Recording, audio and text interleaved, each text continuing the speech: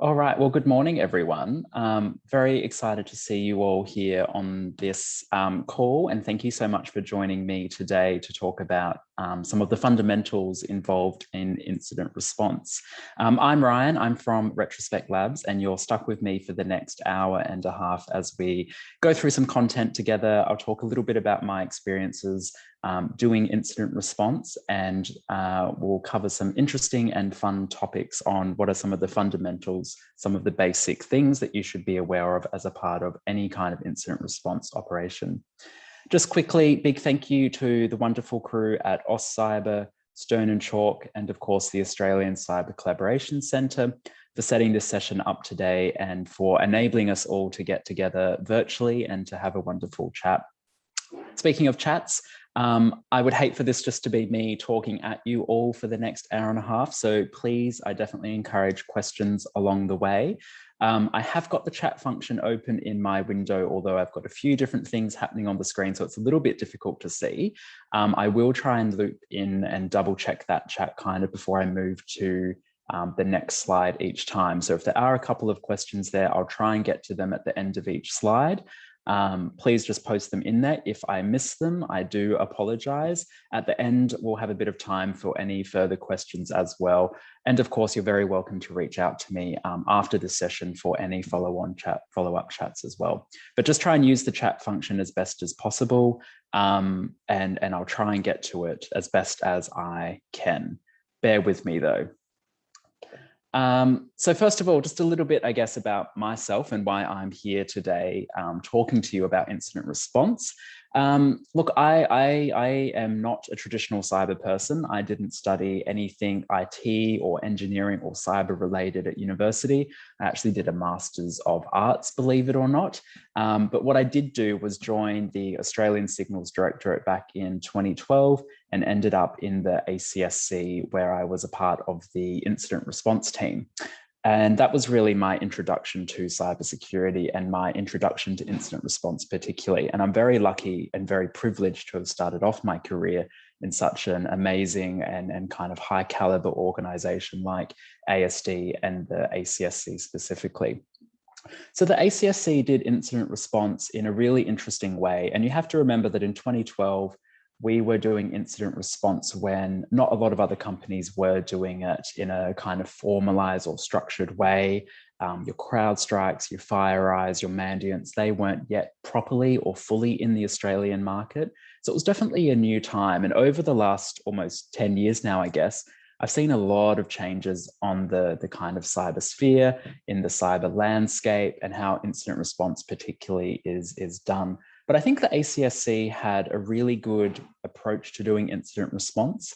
The team was kind of split into two roles. So you had your technical team full of forensic analysts that would acquire data, do some analysis on that data to understand what the malicious actor had done on a network, how they had performed the malicious activities that they undertook on the victim's network, and developed a strategy to remediate that problem, get the actor off the network and make it so that they couldn't easily reacquire access to that network.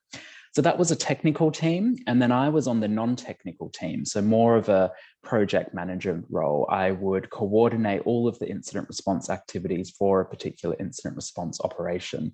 And I guess you have to remember that the ACSC often did incident response activities that lasted months, even years, investigating victim networks, understanding everything that had happened, developing a remediation strategy to go in and remove the actors that were access and make it so that they couldn't easily reacquire access to that victim network. So I worked very closely with the technical team.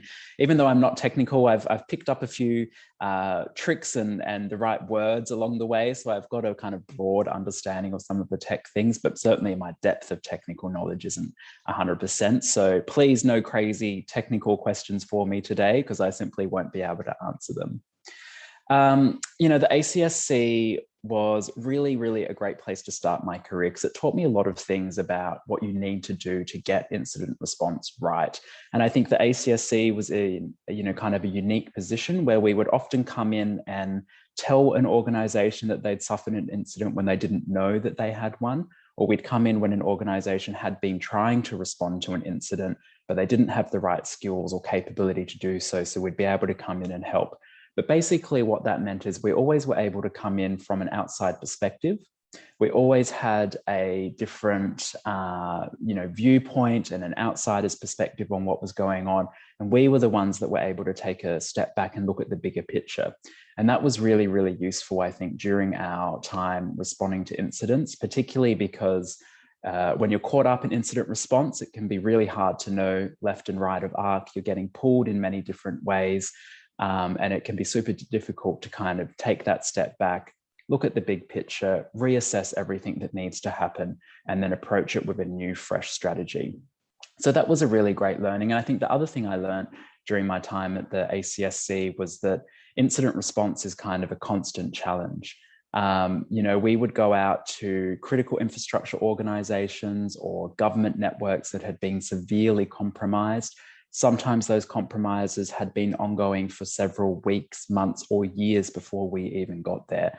So we were dealing with some pretty complex incident response operations. It wasn't usually the initial kind of incident response activities, but more once that actor had already been within the network and they'd already been able to gain an initial foothold and expand their access within the victim's network. But that also really taught me that I guess incident response is a constant challenge, and that incident responders need to be kind of constantly training and getting ready for the next incident. If you're in an incident response role or a SOC role or a SecOps role, you would understand that you're constantly targeted. Privately, individuals are targeted all the time. Certainly daily, organizations are targeted all the time from a really diverse range of threat actors as well, criminal through to state-sponsored, different capabilities, different intentions, different threats to try and deal with, respond to, and mitigate. And I think we also know that the bad guys are super motivated and that it's actually really hard being a network defender. It's really hard to do a SOC analyst role. It's really hard to do an incident response role. They're really high pressure positions and it's quite challenging. So incident response is ever changing and kind of an ever moving field. And that's why it's important to kind of continually, I guess, come back to some of the basics that ground us in incident response, that enable us to kind of have, a broader understanding of what we should do. Even though every incident looks a little bit different, there are some key fundamentals that we're going to talk about today that you can certainly apply to any of your incident response operations that you might be a part of moving forward.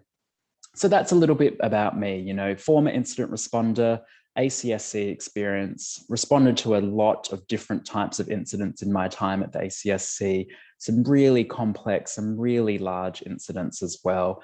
And now I'm heading up a cybersecurity startup called Retrospect Labs.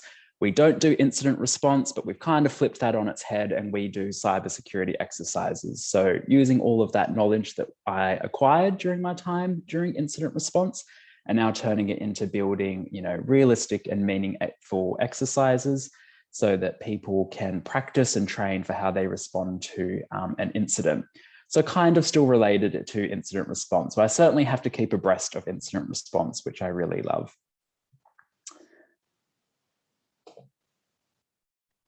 All right, so today, look, we are going to cover some key concepts. We're not going to necessarily explore anything in too much crazy depth.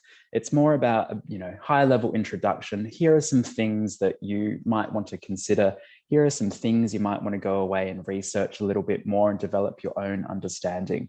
Certainly not going to say here are all the things you must do to respond to an incident well. More, here are some things for you to be aware of that you can leverage to help formalize, to help improve, to help structure your incident response operations. I think it's also really important to just, note, and particularly from my own experience as an incident responder, no one incident is ever the same.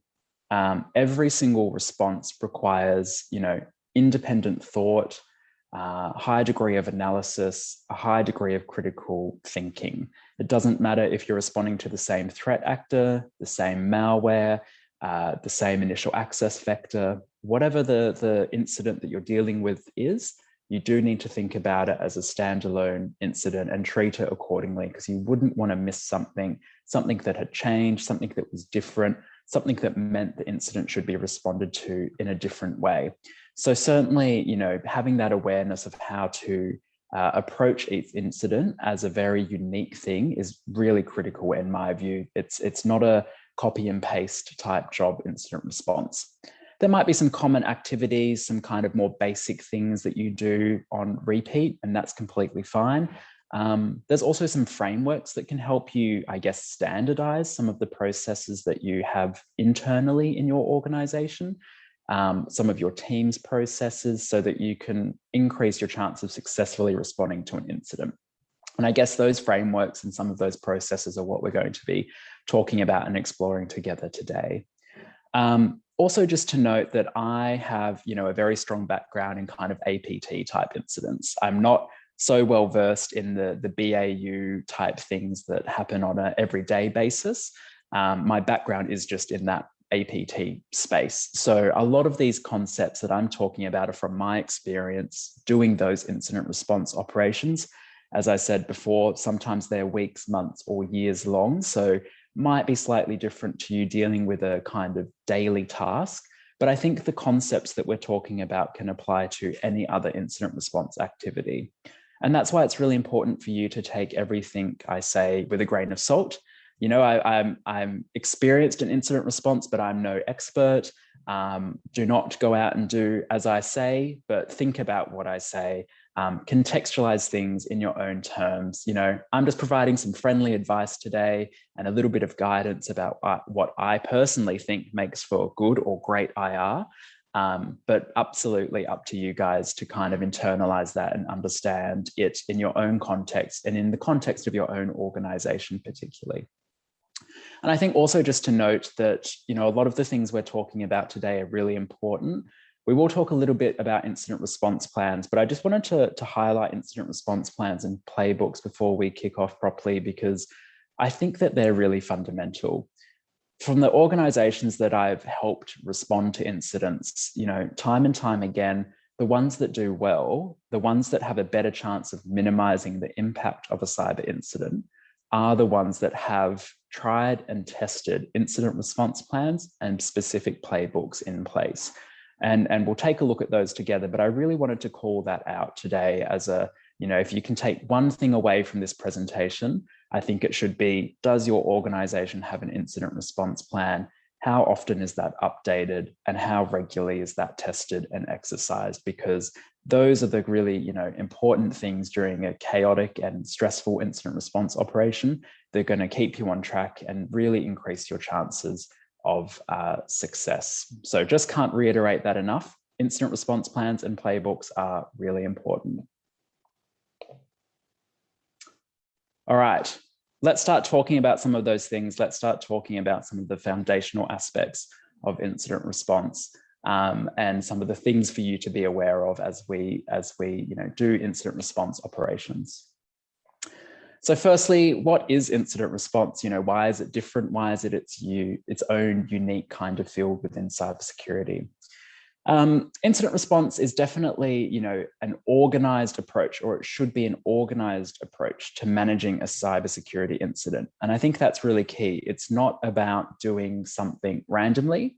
It's not about a set of actions that just happen and occur, but it's about putting some structure into your activities, into how you're responding to a cyber incident to really, give that incident the best chance of being managed, of the threat being mitigated, of the risk being reduced, and keeping your organization, going, those critical services that your organization might deliver, keeping them delivered, protecting your customers and your customer data, all of those things.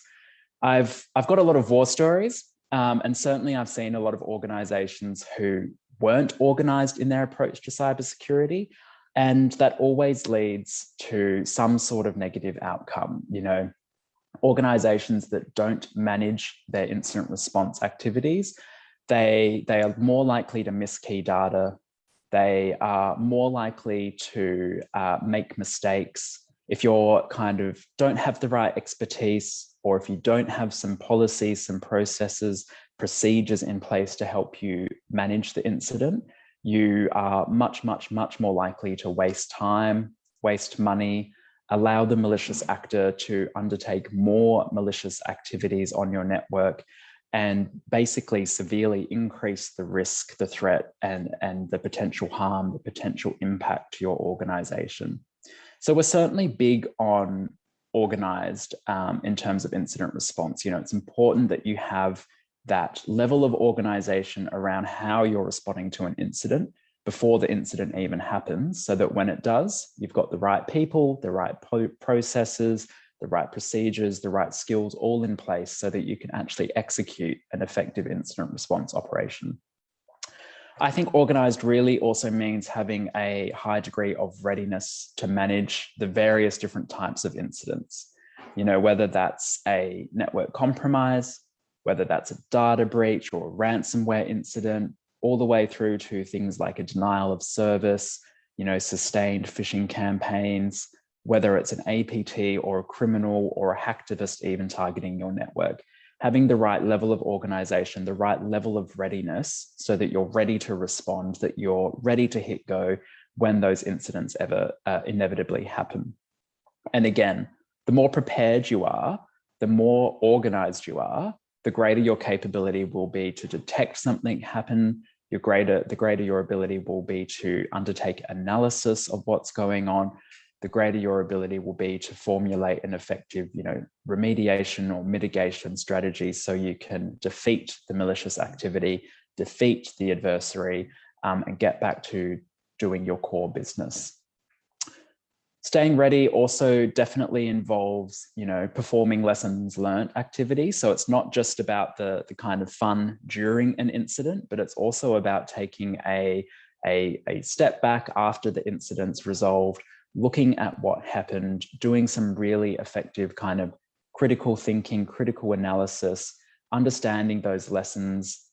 What were the activities that worked well? What were the things that happened as they should have happened during your operation?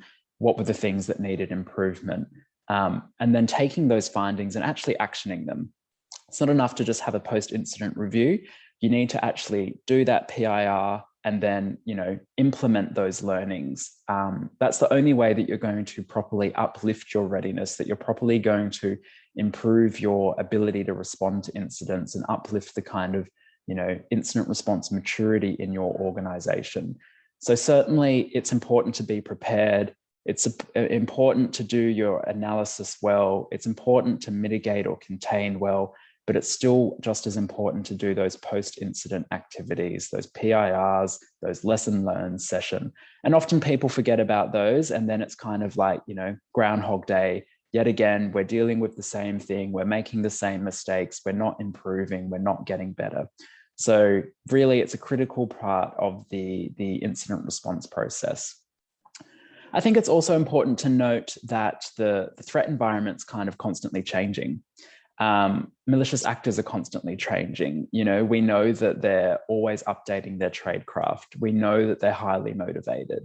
So each stage of that incident response process is going to need to be changing as well. And that goes back to my earlier point about no one incident ever being truly the same.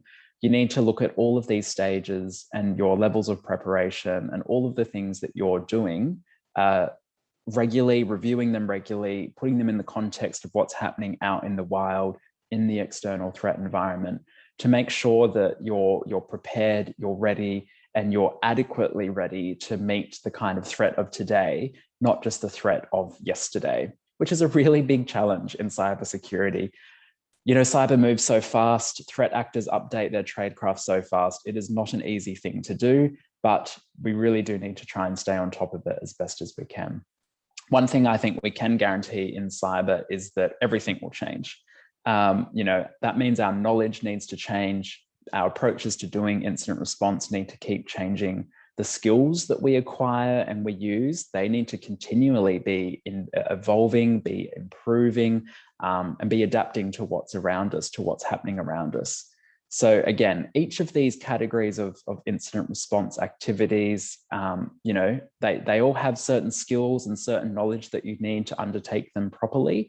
But we really need people that are doing them to have that right mindset, the right skills, the right knowledge to make sure that they're actually executing all of the activities that they should be executing appropriately and properly as a part of the incident response process.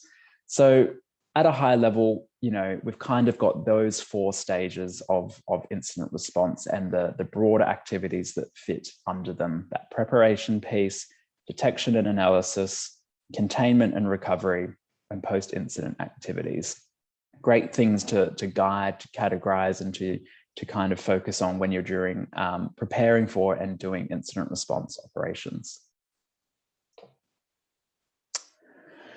All right, so I guess what are we actually trying to achieve when we do incident response and all of the various activities that are associated? We really want to minimize the impact of that operation, of that incident. We really want to manage the risk, mitigate the threat to a particular organization. Incident response has the potential to have a really big influence on the impact of that incident.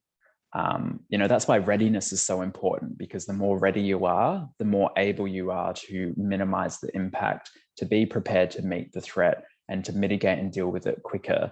That means that we have a fair bit of responsibility from an organizational perspective on us as incident responders or anyone that's involved in an incident response role. So we do carry a lot of weight on our shoulders, and it's pretty reactive as well. So it's definitely a high stress job. I won't lie about that, but it's also a lot of fun because we have the ability to influence, and our activities and our actions are so linked to, improving organizational outcomes. So it's pretty satisfying at the end of the day. There's, I guess, a variety of different impacts that an incident can have, and a variety of different impacts that good or bad incident response activities can have. If we're, not performing at our best, if we're not responding to an incident the best that we could be, we've got the potential to impact an organization's business continuity, how they go about doing the things that they need to do. How do they continue to deliver key or critical services under stress? The potential to impact, the integrity of a network.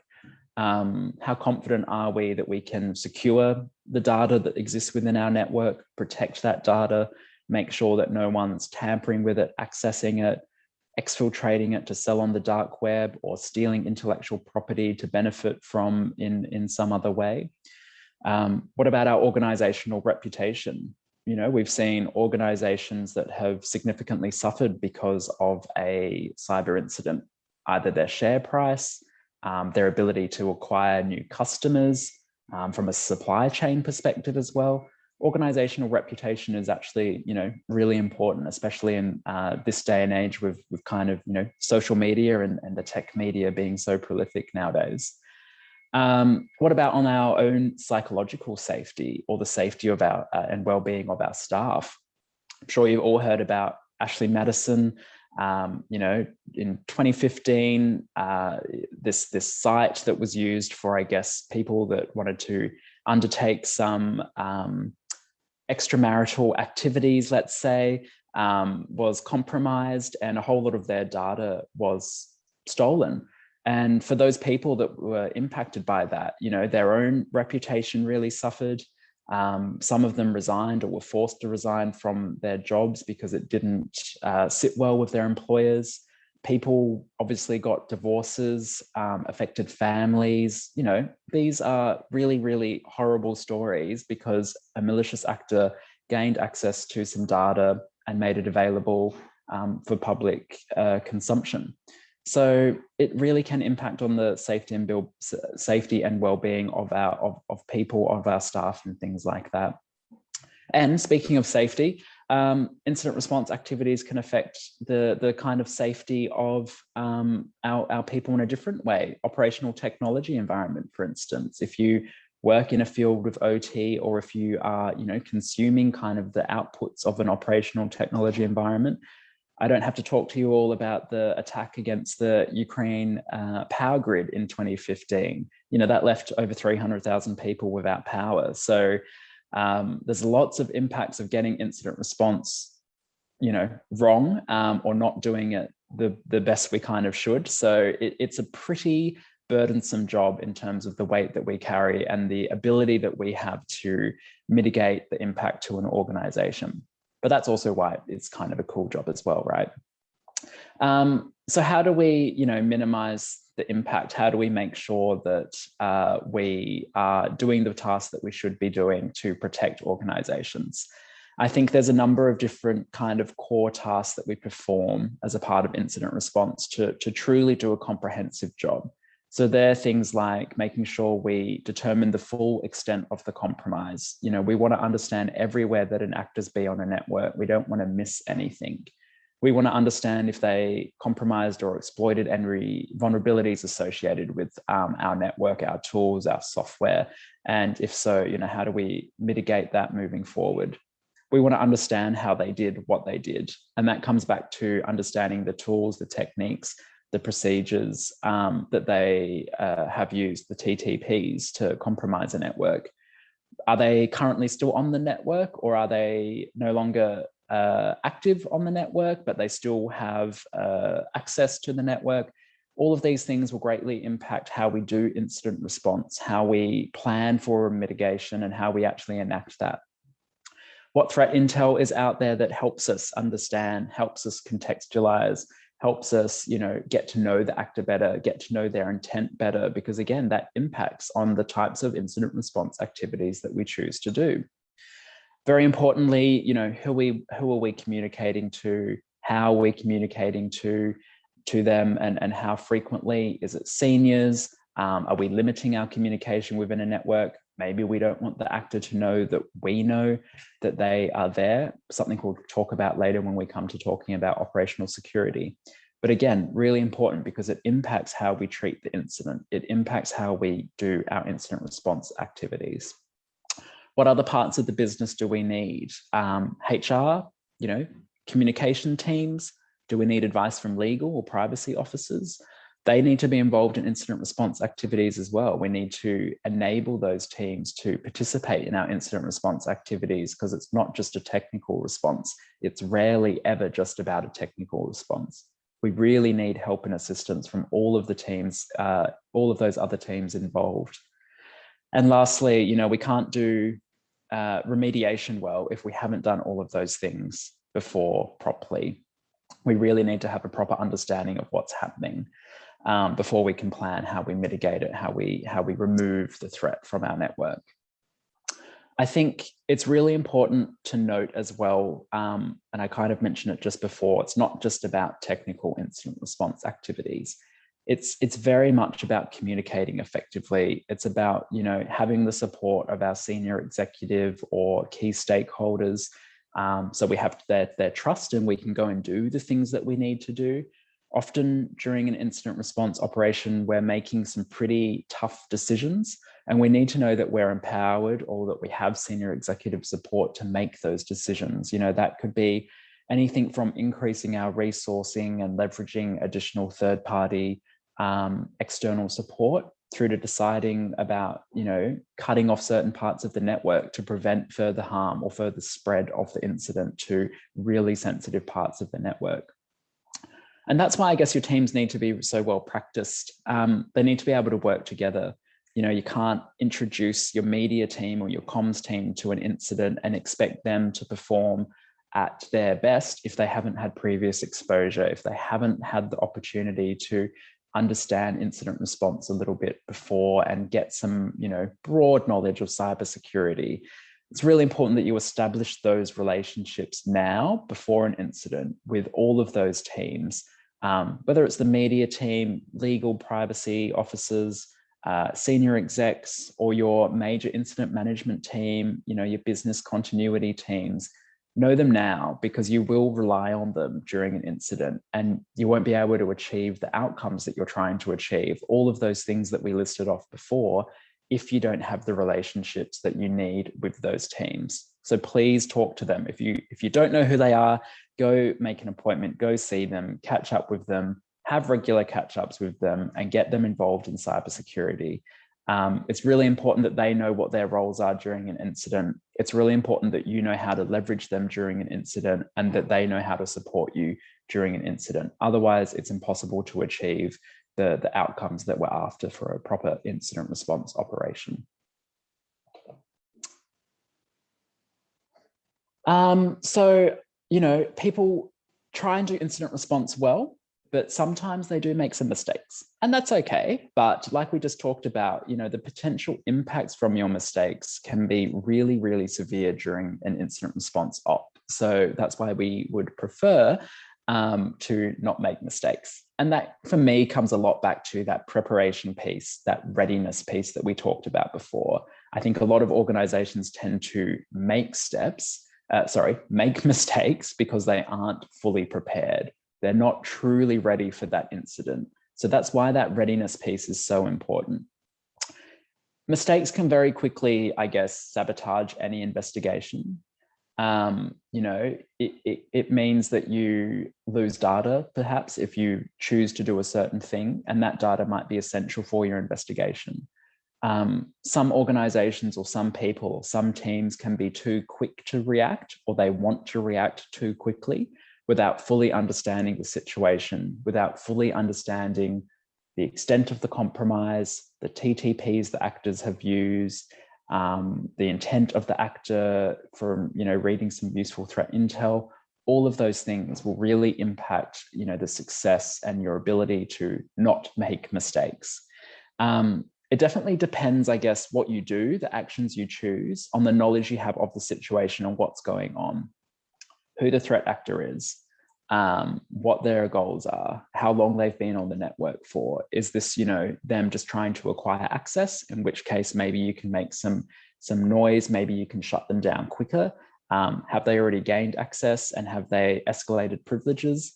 In that case, you've got a whole different kind of incident response operation on your hands that needs its own unique set of activities to respond to it effectively. It's definitely a bit of a challenge, isn't it? You know, how do you know when to take an action? Especially when well-intentioned things, well-intentioned actions can lead to potentially tipping off an actor. And then maybe that drives the actor to do certain activities on your network, potentially become destructive in a worst case scenario, which we don't obviously want to do. But conversely, taking too long can also make the incident much worse. If you are in that initial stage of the incident where the actor hasn't yet gained a foothold, where the actor hasn't yet managed to expand their access within the network, escalate privileges and so forth, then you want to be able to head them off at the pass. You want to make quick and decisive actions that stop them from undertaking further harm on the network. So it's a very difficult thing to balance, but I would come back to, you know, the emphasis has to be on understanding what's happening, having the right available information, assessing that information effectively. When I was at the ACSC, you know, we often responded to incidents where people had kind of ignored or not detected or not understood the initial signs of an incident. They hadn't taken action against those signs, or they hadn't taken adequate or effective action against those initial signs. And that leads to the incident becoming much more worse than it needs to be. Conversely, though, they have taken actions that, you know, didn't address the problem adequately. They got into a game of whack-a-mole with the actor. They were reactive rather than strategic to the things the actor did. And that didn't help address the problem either. Again, just leads to a bigger incident, a more difficult incident to respond to. It's pretty tough though, I guess, as an incident responder, but also for someone that owns risk within an organization, like a CISO, a SecOps manager, a senior executive, because their initial reaction, our initial reaction, will be around protection, moving quickly to resolve the incident. This works in a lot of BAU cyber events, you know, those kind of daily things, those daily phishing campaigns, things that aren't overly sophisticated, perhaps, at least on first appearance. But it doesn't work when we're doing kind of that in-depth, proper incident response activity. I think it's really critical, regardless of the incident, to just pause first, make sure that you're understanding what has happened, you know, make sure that you're really comfortable with your level of understanding of what's happened. If it is a shorter incident, if it is a daily BAU incident, great, you know, you can resolve that quickly. You should know how to resolve that quickly. but you need to understand the extent to what has happened before you can make that call. That's really critical. If it helps if you know the threat actor you're dealing with. It helps if you understand their intent and purpose. It helps if you understand their TTPs. It will really, all of these things inform the decisions that you make and the recommendations that you make in terms of how you respond to an incident, in terms of how you effectively mitigate an incident. Again, like I said before, tipping off an actor can be really dangerous. You don't want to do it if you can avoid it. If the incident is one where they've already gained access, they've potentially been in your network for some amount of time, they've already escalated privileges. So, how do you manage that? How are you preserving the security of an incident and your incident response activities so that you don't cause the actor to do further malicious activities on a network? Something we'll talk about a little bit later in the context of operational security. And also, very importantly, a lot of people make the mistake of not adequately preserving data. If you don't understand the incident properly, it's quite difficult to know what data you need, when to keep it, how to analyze it, all of those things. So something we'll again explore a little bit later is around that preservation of data, how you treat data, how you analyze data, because that's really, really important when it comes to effectively responding to an incident and effectively developing the right remediation strategies and effectively making sure you've got the right data, that it's preserved, that you can do analysis on it, and that you have the ability to do a more complete incident response operation. Oh, a lot of talking from me. Sorry about that. A couple of questions I will just very quickly pause to go through. No, I don't mean UQ or AustCert. I do mean the ACSC, the Australian Cybersecurity Centre.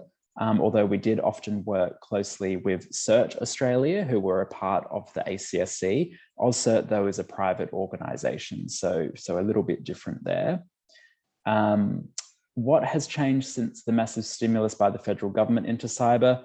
That's a really big question, and happy to have a chat about that offline after, but certainly a lot of things have changed from a policy perspective, the critical infrastructure bill being one, the ransomware bill that was introduced by the Minister for Home Affairs just the other day being one, and also in terms of an operational perspective, ramping up the ACSC's capabilities, publicly admitting to an offensive cyber capability and how we use that against malicious cyber actors, and a whole heap more, but more than happy to have a chat about that offline after the presentation.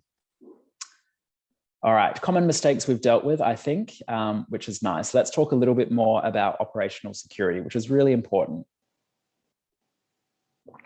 So, operational security. Opsec is about maintaining the right procedures and policies to really protect that critical, that sensitive information that you acquire or you become aware of during an incident response activity.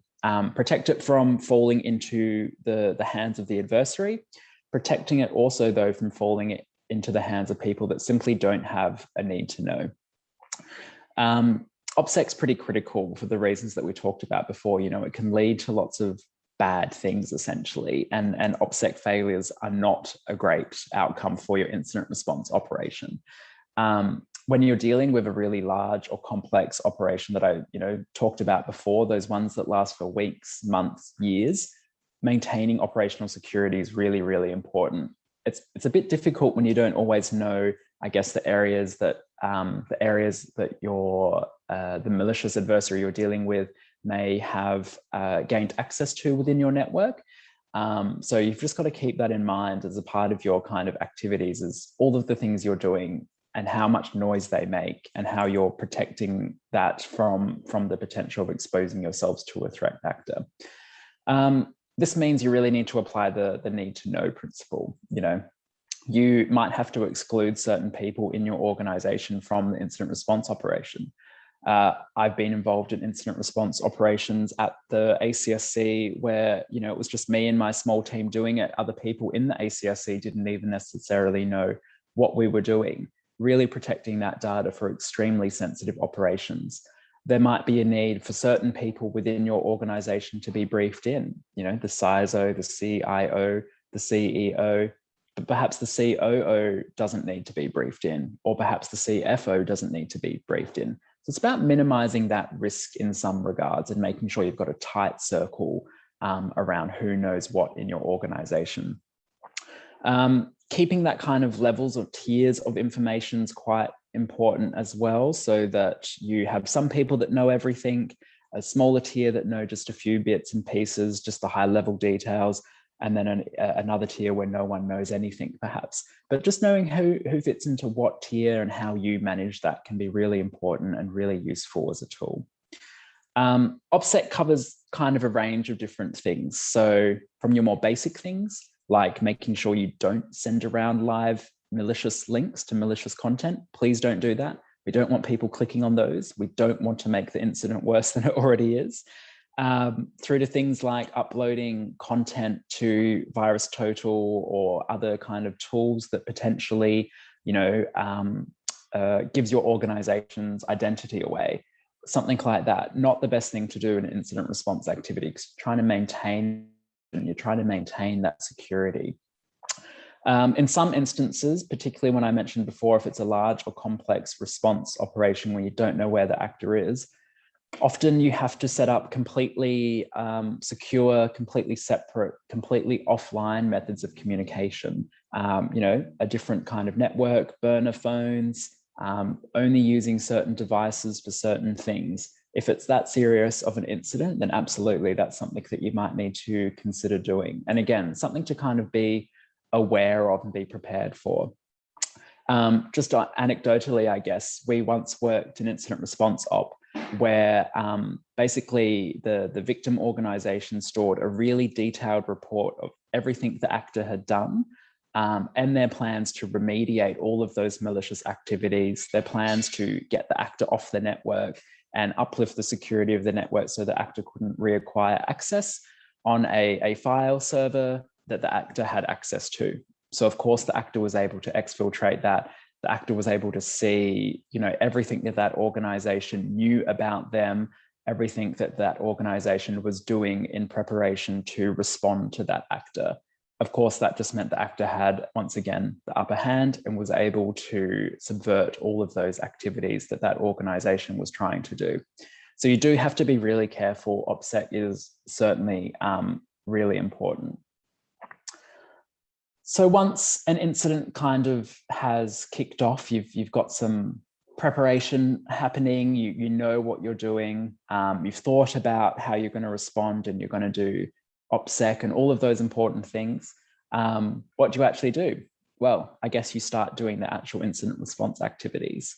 Initiating your incident response plan, doing that initial triage to understand where the actor is, what hosts they've compromised, what level of access they do have or have obtained within your network, how are you managing data, what data is of interest, what people do you need to support the incident response operation, who's got the right skills, who's got the right knowledge, how are you getting data, how are you securely storing data, how are you documenting everything, how are you keeping effective records? It's not just you've got a whole team, so therefore you need to make sure that you're communicating effectively, and what are the incident response protocols that you're going to operate under. So when an incident first happens, if you do have incident response plans and you do have playbooks, wheel them out, use them. I've seen organizations that have them that don't use them, and that does not end well. I said it before, and I really want to reiterate it. They are essential tools for you to have at your disposal to make sure that you do good incident response activities. They provide an excellent guide of what you should be doing and the things that you should focus on. They provide some structure. They're really critical at enabling you and setting you up for success when it comes to an effective incident response operation. They help you understand what teams you need to be involved in the incident response op, who to go to, when to loop them in, when to get help, all of those things. They should outline, the specifics about your goals and what the investigation, what the priority of the investigation is. Making sure you've got access to the right data, of course, making sure that you're preserving data that you need. Is that, logs? Is that actual getting a host off a network and securing it so that you can get an image of it? All of those things. Where does the data that you need live? Is it in different tools? Is it in specific parts of the network? How are you going to acquire that safely? Know before an incident, please, what data you need, how to capture it, how to store it. It can be quite complex in large organizations, understanding data flows. Not an easy problem to solve, I know, but again, focusing on the tools and making sure that you've got the right tools to use and how to use them, the right knowledge, how to use them before an operation commences. What about thinking about, when an incident kicks off, are there specialized resources you might need? Is that the media team? Has the incident got a possible public kind of public implication or customer implication? Do you need to kind of get those people involved now and early so that we, have them prepared so that they can start working on the things that they need to work on? If customer data is being compromised, best to get legal, the privacy officer, the media team involved now so they can work out when to communicate to customers, how to communicate to customers. Do they need to think about any kind of regulatory or compliance reporting as a result of that breach and things like that? Make sure that you're doing some form of case management when an incident starts as well. Keeping good records sounds dull, I know. Personally, I'm terrible at it, trust me, but it is really important. You need to have an evidence log of everything you do. And that doesn't have to be some super crazy kind of formal thing, but you need a centralized place where everyone working on the incident can understand and see in retrospect the timeline of what's happened. You need somewhere to store your findings, your analysis. I looked for this in this particular spot, and here's what I found. You need to be able to tell the story of your incident response activities. And importantly, you need to be able to tell that story in a way that doesn't just make sense to you, but makes sense to others as well. So make sure that that's clearly understandable. Make sure that what the notes that you're keeping are effective and kind of reasonable notes. We don't want people getting confused. Then I think you really need to think about how do you manage the investigation? What are the general kind of rules that you need to follow for the incident response operation? Are these things established in your incident response plan? A good example is this: how and when you'll be updating senior execs. If you've got that planned out, if you've got those kind of reporting obligations laid out before the incident even kicks off, or you're setting those protocols when the incident kicks off by clearly, communicating, this has happened, expect this next update here. It will help hopefully lessen that burden or the distraction of when you're trying to actually do the incident response of having people coming and asking questions for you. I think important to keep in the back of your mind that even though you're all cyber experts and even though you undoubtedly live and breathe cyber, a lot of other people don't. A lot of other people don't understand it to the extent that you might understand it. So really important that you kind of set their expectations and you manage their expectations so that you protect yourself, you protect your teams so that they don't get distracted and pulled left, right, and center in a million different ways when they're trying to do the actual incident response analysis, technical triage piece, and you've got a whole bunch of people coming at you for more information. So just setting that from the beginning, making sure it's clearly articulated and communicated, I will be updating, or this will be getting updated at this point in time. Thinking as well about who you need in your incident response team so that incidents happen. Who are you going to pull in? If you've got external teams we talked about before, but how are you managing those people and who are the key people that you really, really rely on? You want those that are involved in the incident response op involved, committed, and protected. And those protocols are a really, really useful way of doing that. Making sure that you've got your key points of contact for certain things, your leads, making sure that they understand when you're going to report or when you're going to communicate about the incident. If there is, a centralized place where you're storing all of your data, who needs to have access to that? Is that going to help you in terms of minimizing people coming at you? Or is that going to make it more complicated because more people are going to be asking you more questions? Big incident response operations are pretty stressful. There's a lot going on. They're fast moving. Lots of people are going to be involved. You've got lots of unknown questions with lots of unknown answers. And that's always a problem with cybersecurity. Often the answer is, I don't know. And often it takes a long time to fully investigate, understand, and develop that answer comprehensively. So you really need these kind of protocols to be in place where you understand how you're responding, who's involved, how you're communicating to others when the incident kicks off, just to protect yourself and protect your team, to make sure you can actually go and do the incident response activity. And I briefly mentioned before, I guess, those tiers that are a part of Opsec. I think these clearly fit under this kind of protocol piece of how you manage the investigation. Having a top tier where everyone's briefed in, your key decision makers, your key people that you need to approve decisions or make those tough decisions and things like that. A lower tier where you've got people that understand at a higher level something's going on, and they might support, but they don't need to know the nitty-gritty ins and out detail. And then you're kind of next level down where, again, they don't even know the incident's ongoing, and perhaps you want to keep it that way.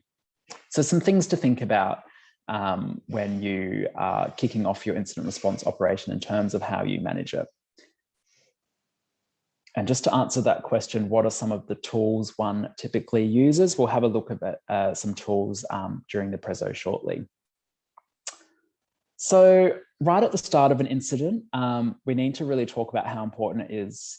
Right at the start of the presentation, we talked about how important it is to be organized. And I told you that I thought incident response plans were a great thing. I do. Incident response plans come in many different kinds of shapes and sizes. There's lots of guides. You've got things like NIST that outline things in pretty good detail. But I think the key point I would make is that each organization's plan should look unique to that organization. There might be some common things that should be included, and frameworks like NIST are great for identifying those common things. But at the end of the day, your incident response plan needs to be appropriate for your organization and the context that you're operating in. So if you rely on certain things to be outsourced, you don't need to replicate those things in your incident response plan, but you need to talk about in detail when and where you would look to leverage those different outsourced providers and things like that. Some of the things to think about including in an incident response plan, though, are things like, what's the current threat environment that you're operating in? What actors are most likely to target you? How are they going to do that? Do you operate within a particular sector? Does that change your threat profile? If you're in the energy sector, perhaps, and you see a malicious actor targeting energy sector organizations in the US, does that mean that your threat profile is a little bit increased because of that activity? What are the assets that you care most about should be kind of detailed in your incident response plans? What are the core things, the core assets that your business needs to continue to operate? How are you protecting those assets? How are you managing those assets? What's the impact of those assets not being available, perhaps?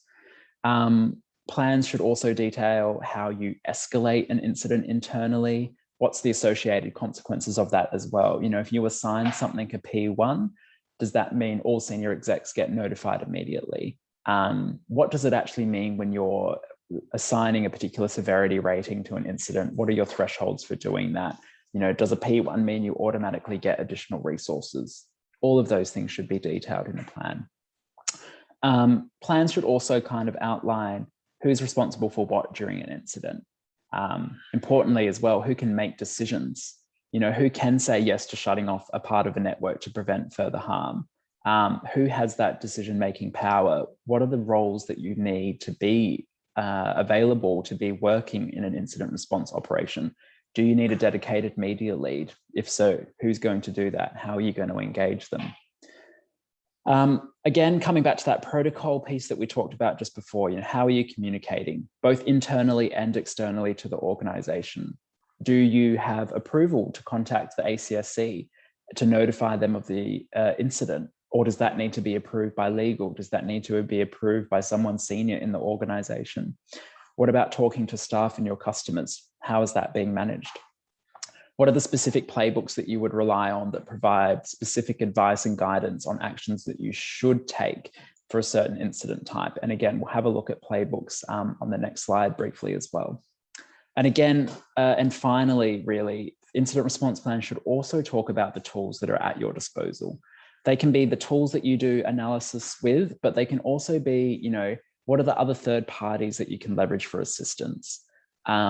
If you needed to have a phishing site taken down that was impersonating your organization, how would you do that? What kind of capability external to your organization might you leverage? Are you referring people to external services if they suffer a data breach as a result of your incident? You know, maybe you're referring them to ID care. Does your organization have a pre-existing relationship with that organization, for example? How and when do you contact these third-party providers? Your plan should really lay all of this out for you. Your plans should be endorsed by senior executives so that they give you the authority, they give you the power to go and do all of these activities. And just lastly, you know, it's important to practice these plans as well. So incident response plans, playbooks, you know, there's lots of different components of it. I talked about quite a few things that should be in your incident response plan just before, but important to note that, you know, your incident response plan can sit at that kind of whole of organization level. It should be endorsed by senior exec. It should set the tone for the organization's incident response approach. But if your organization's big enough to then have specific playbooks, fantastic. I love playbooks and I think they're really, really critical. Specific playbooks for specific types of incidents are important. They outline specific actions that you should take as a result of that type of incident, whether it's a denial of service, whether it's a phishing incident, whether it's a data breach incident. It gives you the guide that you should use, the approved process that you should follow to respond effectively to that incident. All of this will look different from organization to organization. So like I said at the very beginning of this presentation, it depends a lot on your own internal size, your own internal capability, and the types of incidents that you deal with. Again, take all of this in context, contextualize it yourselves. It's just here's what good could look like, but you need to make these things happen within your organization in a way that works for your organization. There's no one size fits all approach to incident response plans and playbooks. Just lastly on this piece, I would definitely say it's not great to always have too many plans, and it's not great to have complex plans. Keep it simple, stupid is a great approach to follow. You know, your plans need to be simple. They need to be easy to follow. They need to be really clearly laid out so that everyone can understand them. And I am just going to speed up a little bit, apologies, but I am absolutely running slightly behind time. So I'll just whip through the last half of the presentation a little bit quicker. But we're over the 50% mark, so that's a good thing. How should you approach the investigation? You know, these should be, I guess, detailed in relevant playbooks and really explained in key playbooks of how you could approach an investigation. On the slide are the key kind of steps that I'd love for people to consider following.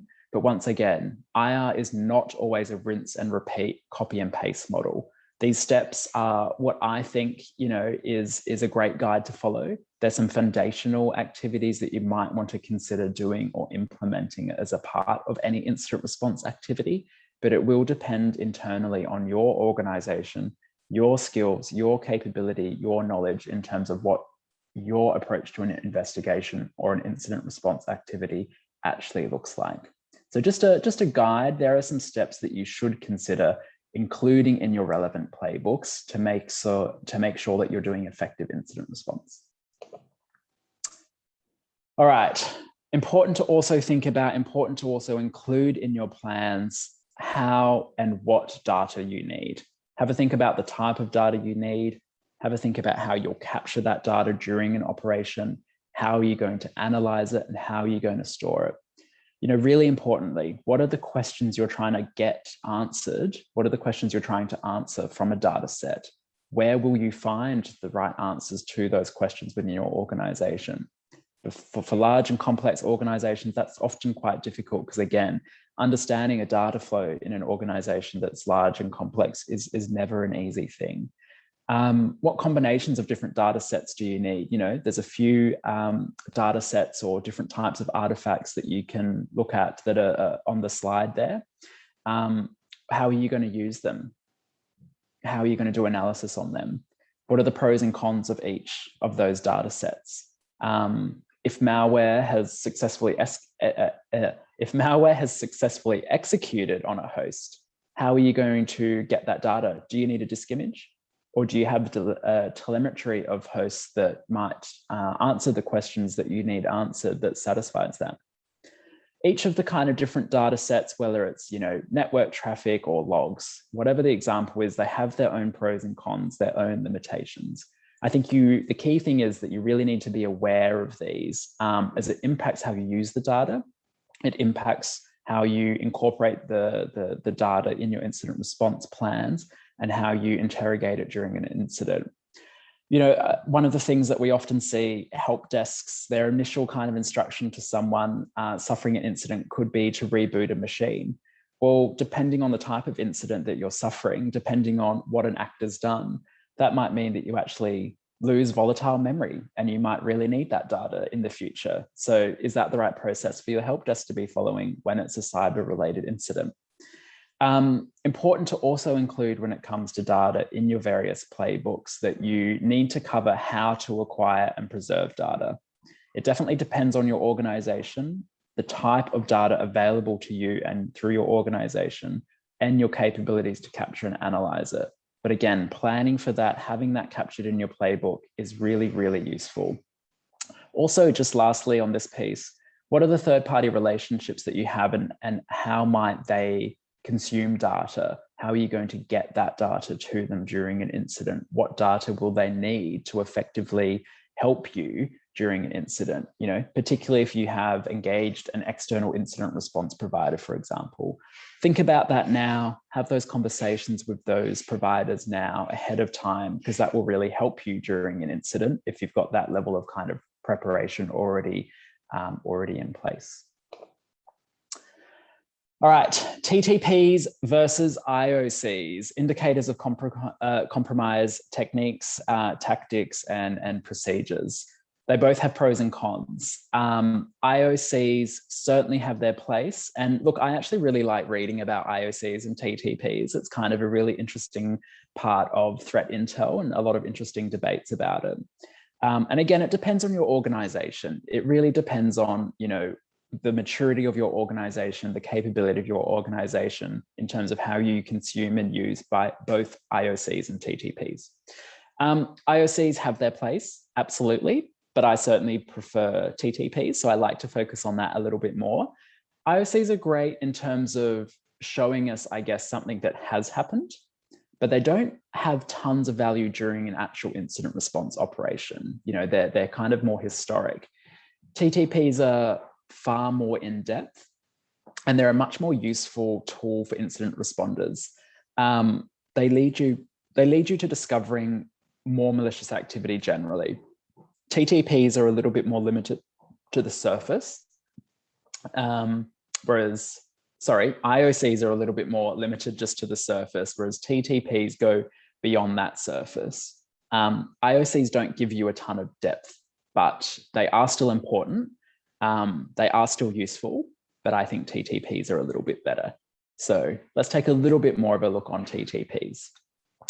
TTPs, like I said, they give you more depth of knowledge. If you focus on TTPs, you're much more likely to discover more malicious activity. They allow you to associate or group together IOCs, but in a way that gives you a much deeper understanding of the attack. IOCs tend to be kind of a what, whereas TTPs tend to articulate more of the how, which is really important during those large complex incident response operations. TTPs really join together and enable you to identify different attack patterns, not just historic evidence of an attack, an incident, or an intrusion.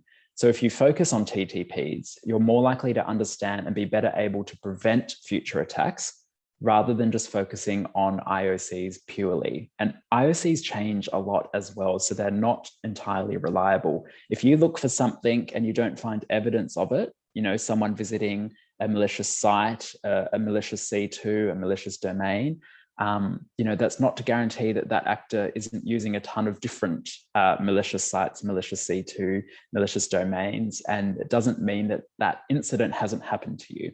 Whereas if you focus on TTPs, you're much more likely to be better able to answer that question. You'll have a much better understanding of what adversaries are doing. You'll be more better able to counter that with better controls, better detection, and better response.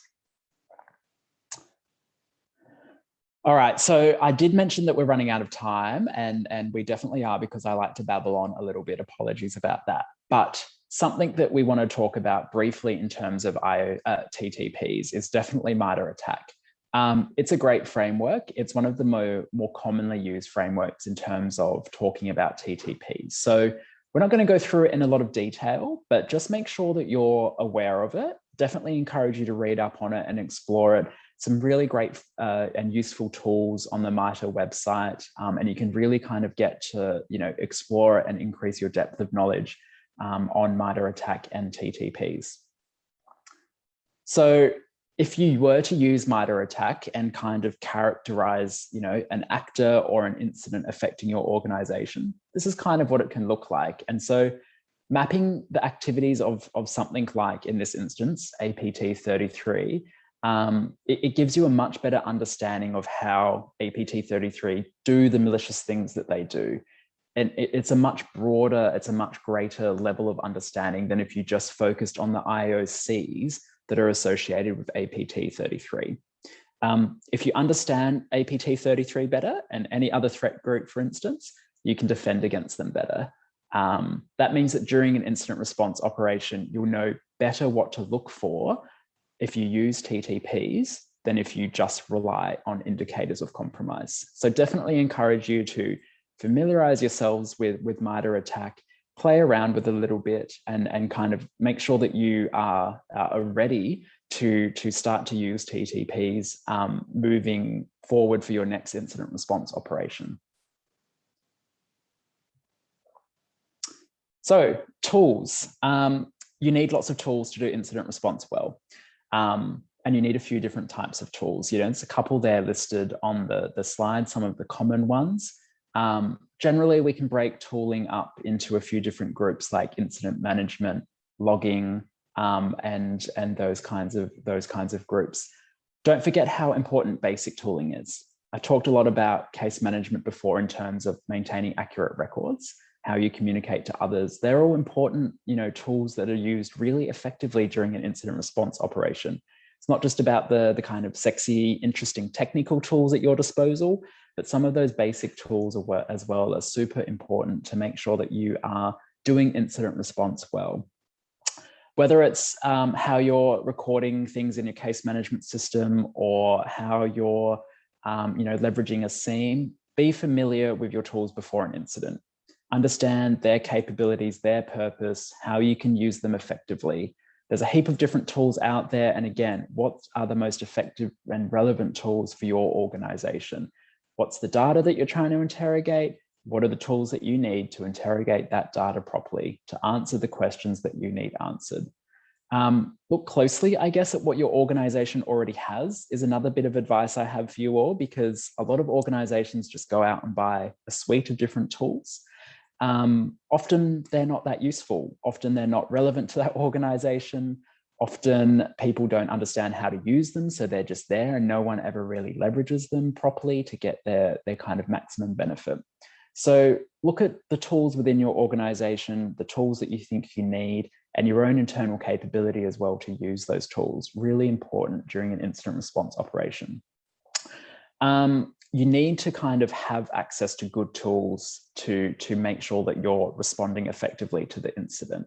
And again, whether that's case management, whether you're using Slack to stand up a war room or a chat group, or whether you're kind of interrogating a scene, you need to understand all of these things, be familiar with them, and know how you're going to use them during an incident response operation.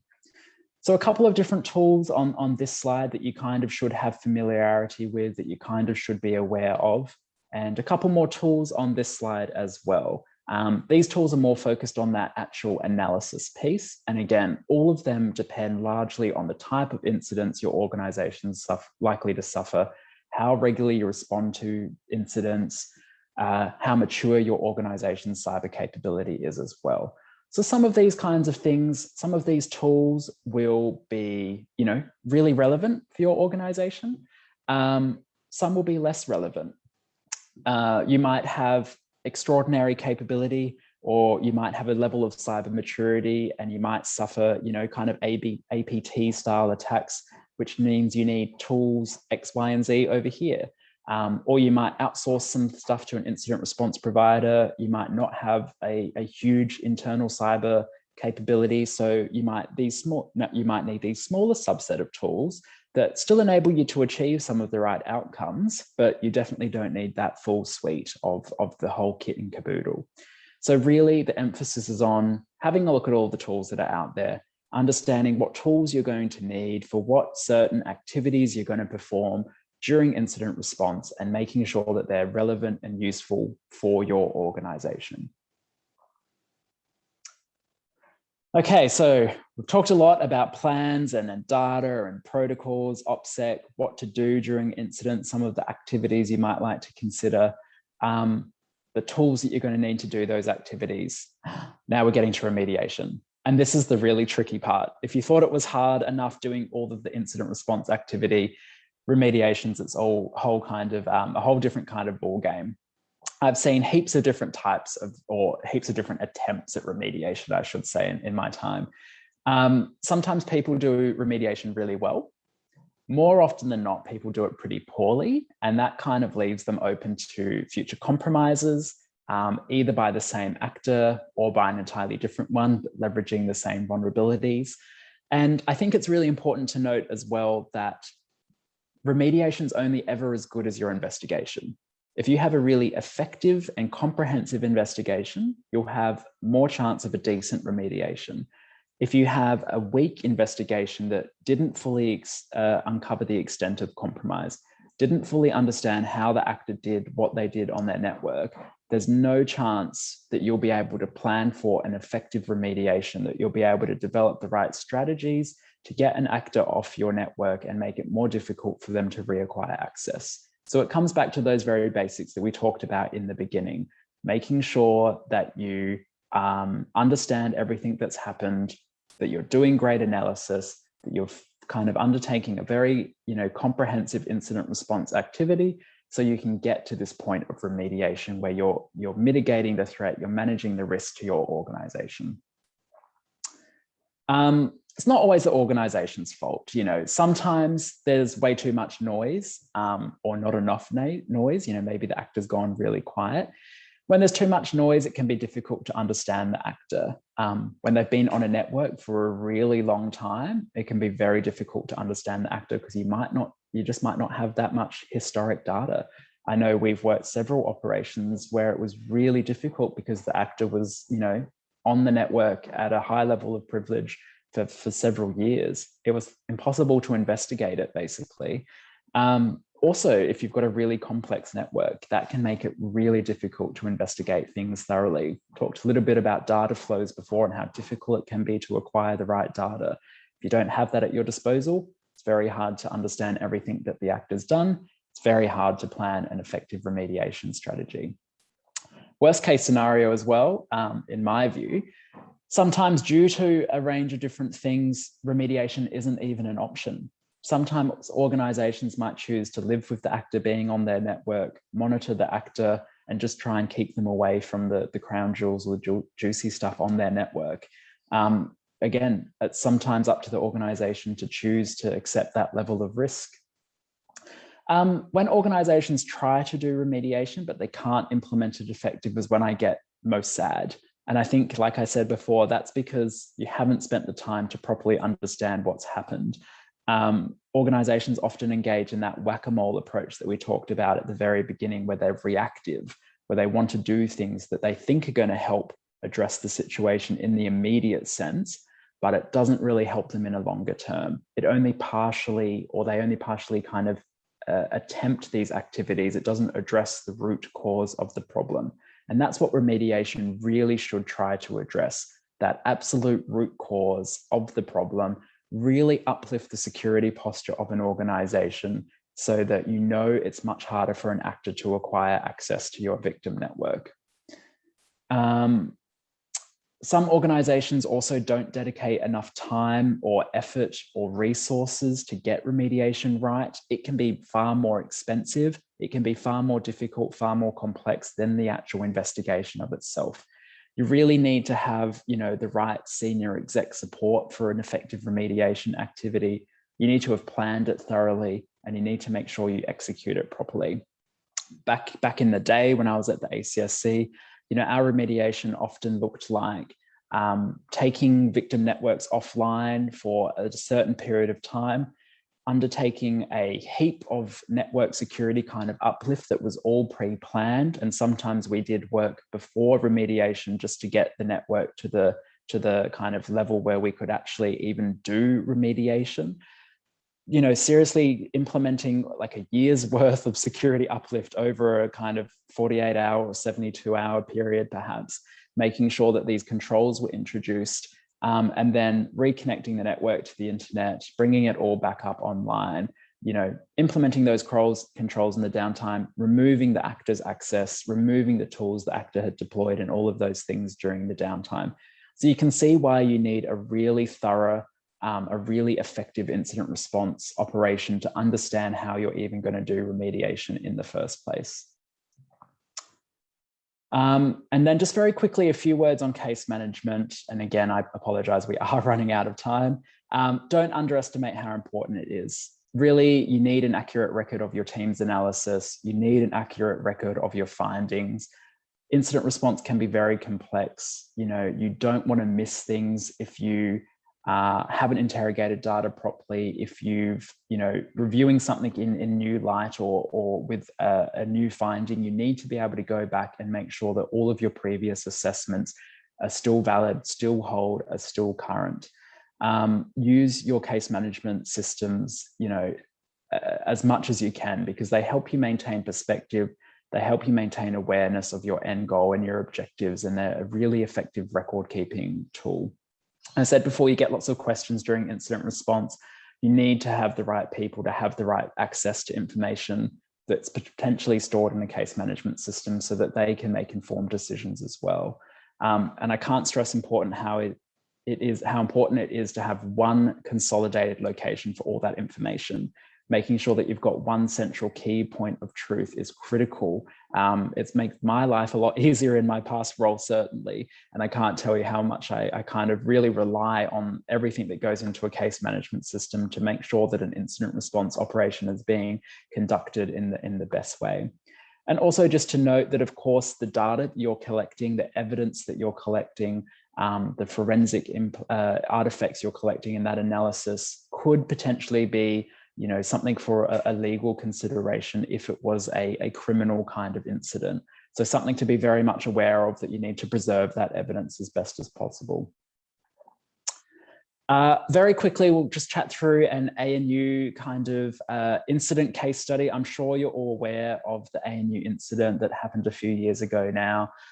There's been a heap of examples of kind of really notable cyber incidents since the dawn of time, but especially over the last several years.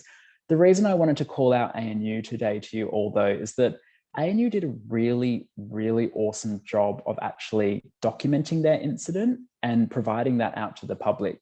So you can Google it, you can read this report, and I encourage you to do so. And seriously, to ANU's credit, they published this comprehensive report, really great levels of transparency, really great to see how they did their investigation and the findings that they were able to obtain. A lot of organizations prefer to kind of go dark when it comes to cyber and try and ignore it and pretend that an incident didn't happen. And I think it's great that ANU actually made this a public kind of document that we can all learn from and get a heap out of it. So it's a great resource for incident responders to look at these kinds of documents. I also think ANU did a great job at a really comprehensive investigation. They were able to, find out that the actor, probably a state-based actor, had been within their network since November, I think, 2018 it was. That the actor did a number of different malicious things. There was some credential theft, there was some phishing emails, there was some compromising of infrastructure. They used all of that to gain an initial foothold within the ANU network, and then they were able to launch further attacks from there. They also stole data from the ANU network. So kind of, almost the worst case scenario for ANU dealing with this. Everything that they had to go through would have been incredibly challenging, incredibly stressful, but I think they did a really great job at the incident response operation as well. This kind of actor, I think it's important to note, not a smash and grab type job, very sophisticated, probably carried out by, a kind of highly effective, highly organized team of people. They probably spent time planning this. So people had a role within that malicious threat group actor. They had some custom built malware that they used for this particular compromise. So again, they were really invested in compromising ANU. They really prepared to go about their malicious activities.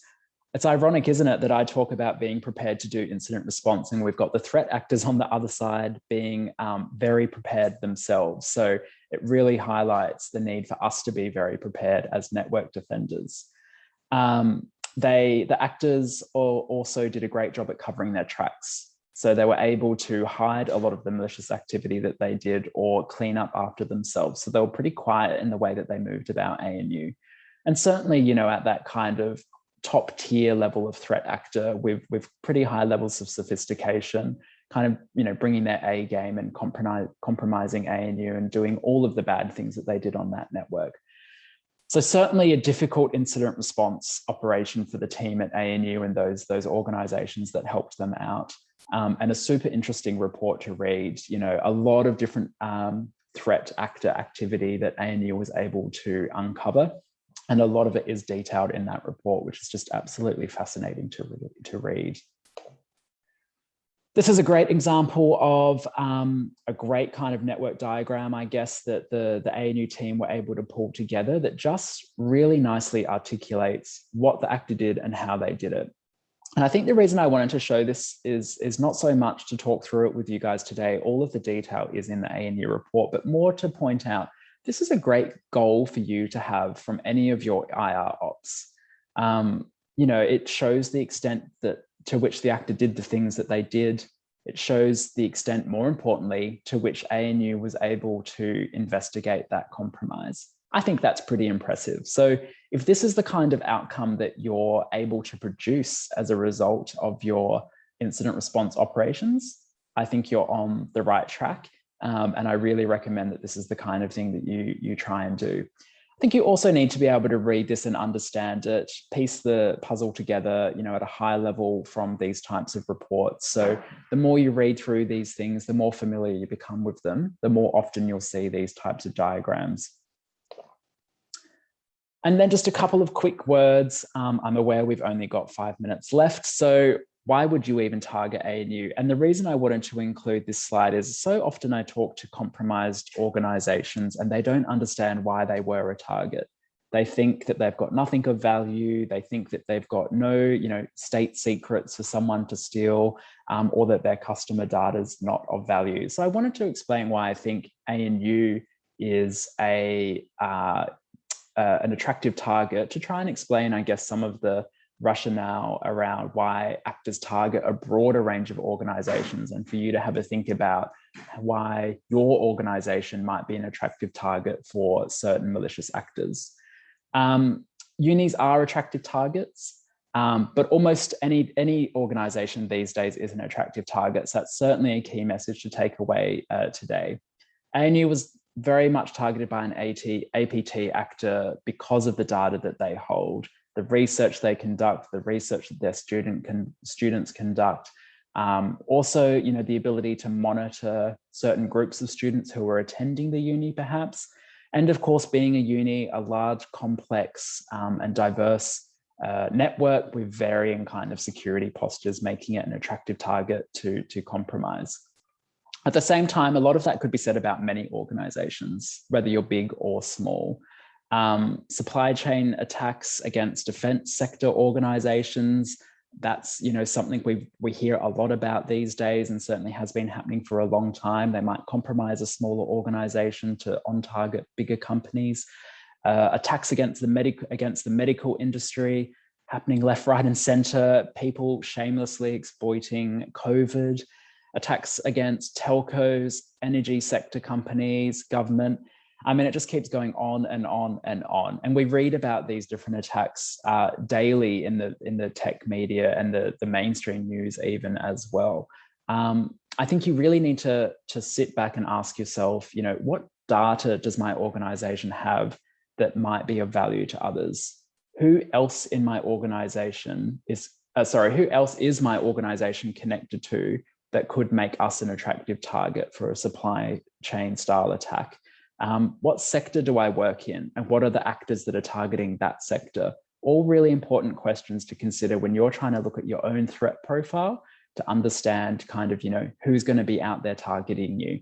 Who's targeting you will invariably influence the types of incident response activities that you will need to take. So if you were to suffer an incident like the ANU incident, if your organization was to suffer that kind of attack, big question is, are you ready? Are you ready to do an effective incident response plan, operation? Do you have the right things in place to respond effectively? Would you even detect it? If you did, would you be able to effectively join the pieces of the puzzle together to potentially realize something bigger was occurring? How well resourced are you to undertake a comprehensive investigation like the ANU had to undertake? Is that incident response operation going to go for 3 weeks or 3 years? How would you support that kind of effort? And importantly, how do you get to the point where you can undertake remediation? What does remediation even look like? I think the reality is that a lot of organizations aren't able to do this. And again, that's okay. There's only so many people with the right skills, knowledge, tools, capability to do these types of big incident response operations. But you certainly need to start to take, with a grain of salt in your own context, some of this kind of on board so that you can start to plan, start to prepare and get ready for that next incident. All right. Literally 40 seconds to go or so I'm getting there, don't worry. We talked about a lot of things today, and I really thank you all for sticking with me and listening to me chat so much about incident response. I think it's a really interesting field to be a part of, and I think it is something that I have a huge passion for and that I've loved doing throughout my time in cybersecurity. Apologies that we're not going to have more time to go through a Q&A session today together. I clearly need to learn to talk a little bit less, but please feel free to reach out to me. You can contact me via email, or of course, please add me on LinkedIn and hit me up there. I'm more than happy to catch up with people and talk about incident response in more detail. So I hope you enjoyed today. Apologies for rushing through there towards the end, and I hope that you all got something out of it. Please contact me again in the future. And I'm sure you'll be hearing from the crew at Stone & Chalk and AustCyber with a follow-up after today's session. Happy Wednesday, happy hump day, and I can't wait to hear from you all soon. Thanks, everyone. Have a great day.